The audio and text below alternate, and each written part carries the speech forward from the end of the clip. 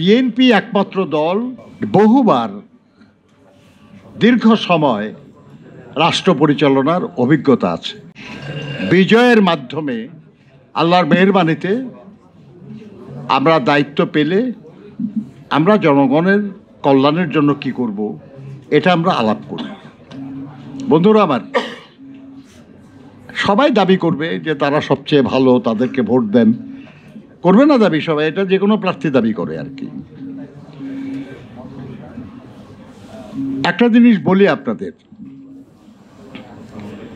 এই যে একটা এসি চলতেছে বা একটা লাইট চলতেছে, এগুলো কিছু যন্ত্র দিয়ে এটা চালানো হয়তো নাকি? এই যন্ত্রগুলির দাম কতই বা, আর এটা কতটা বা জটিল যন্ত্র। কিন্তু এই যন্ত্র যদি আপনি কাউকে কোনো নষ্ট হয় আর যদি কাউকে আপনি রিপেয়ার মেনটেনেন্স করতে বলেন কিংবা ইনস্টল করতে বলেন, তাহলে কি আপনি যে কাউকে অনুমতি দিবেন করতে? যে কাউকে আপনার সুযোগ দিবেন করতে? আপনি খুঁজে বের করবেন না যে কার একটা কাজটা করার অভিজ্ঞতা আছে, যে কাজটা বোঝে জানে, তাকে না আপনি দায়িত্ব দিবেন, তাই না?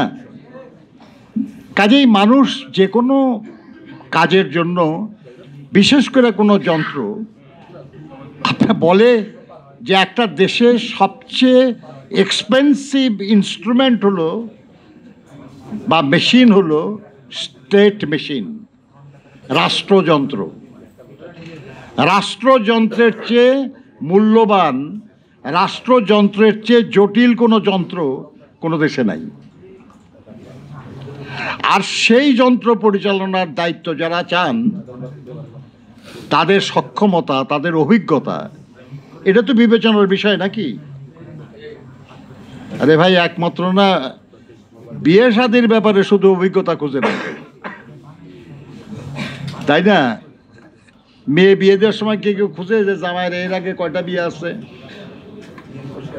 না ছেলে বিয়ে দেওয়ার সময় খুঁজে মেয়ের এর আগে কয়টা বিয়ে করছে।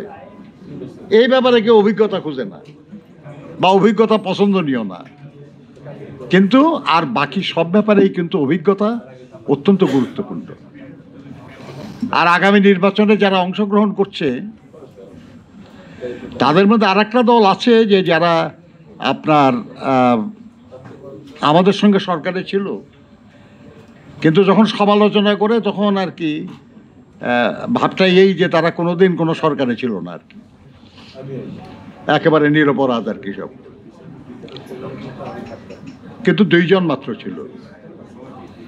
আর বিএনপি একমাত্র দল বহুবার দীর্ঘ সময় রাষ্ট্র পরিচালনার অভিজ্ঞতা আছে, সামর্থ্য আছে।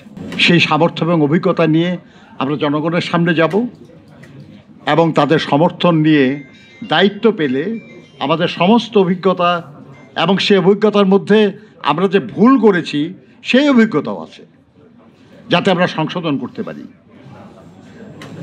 তা নিয়ে আমরা জনগণের কল্যাণের জন্য কাজ করব ইনশাআল্লাহ। এই কথাগুলি বলতে হবে বা এই কথাগুলি রেলিভেন্ট এই শহীদ মিলনের আলোচনা এই কারণেই যে শহীদ ডাক্তার মিলন, তার লড়াইটাও ছিল গণতন্ত্রের জন্য, তার লড়াইটাও ছিল গণতন্ত্রের মাধ্যমে অর্জিত যে নতুন রাষ্ট্র ব্যবস্থা হবে, সেই ব্যবস্থায় জনগণের বৈষম্যহীন জীবন, জনগণের নির্বিঘ্ন জীবন, সুবিচার পাওয়ার সুযোগ সহ জীবন, এই তো ছিল কাম্য। সেটা অর্জনের জন্য আমাদেরকে আগামী দিনে কাজ করতে হবে।